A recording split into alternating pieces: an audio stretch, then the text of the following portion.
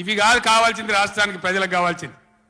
ఓ లోడొచ్చు వాళ్ళు గెలవచ్చు, ఎవరికి శాశ్వతం కాదు.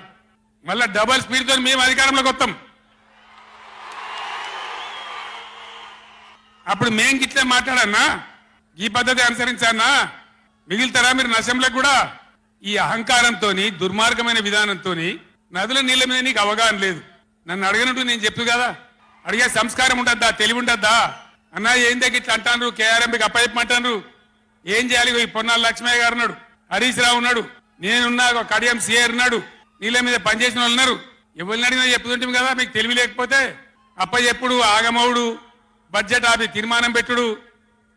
నేను ఒక్కటే మాట మీతో చెప్తున్నా, దయచేసి.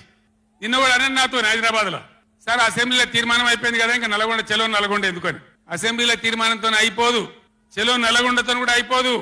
దయచేసి ఎప్పటికప్పుడు కృష్ణా నదిలో బ్రిజేష్ ట్రిబ్యునల్లో మన వాటా తేలే వరకు, న్యాయమైన వాటా తేలే వరకు, మన నీళ్ల హక్కులు మనకు దక్కే వరకు ప్రతి సందర్భంలో ఈ 5 జిల్లాల ప్రజలు, కృష్ణా పరివాహక ప్రాంతంలో ఉన్న 5 జిల్లాల ప్రజలు ఎప్పటికప్పుడు మనం పోరాడడానికి సిద్ధంగా ఉండాలి.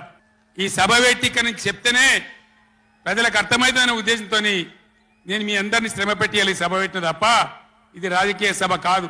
ఇలా ఏ ఎలక్షన్ లేదు, పార్లమెంట్ ఎలక్షన్ కూడా ఇంకా 2 నెలలకు 3 నెలలకు ఉన్నది, ఇప్పటికిప్పుడేం లేదు. నేను ఇలా వచ్చింది రాజకీయాల కోసం కాదు. కాబట్టి దయచేసి మీ అందరినీ కోరేది, ప్రజలు ఎప్పటి వరకు అయితే మన హక్కుల మీద న్యాయమైన పోరాటాలకు సిద్ధంగా లేకపోతే బొండిగా విసికెత్తారు తప్ప మనకు న్యాయం జరగదు. అందుకని మీ అందరినీ కూడా ఇలా సభలో ఉన్న వాళ్ళను, టీవీలో